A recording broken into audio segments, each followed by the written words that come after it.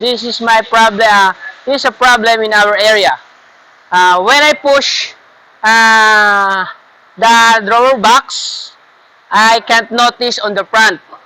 I can show you the actual happen. Oh! Sorry, I can't notice. That one is a little. She can see is falling down due to pens or stopper. Okay, I can show you my improvement on the next video. Thank you.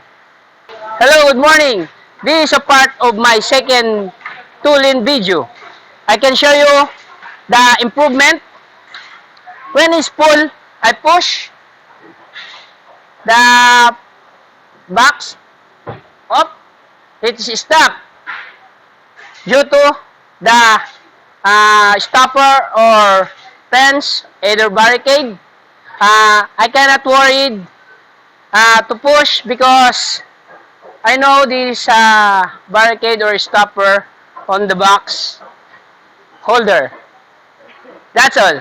And also, this is a part of this simple but it's simple but the effect is big for quality improvement in the drawer box. Thank you.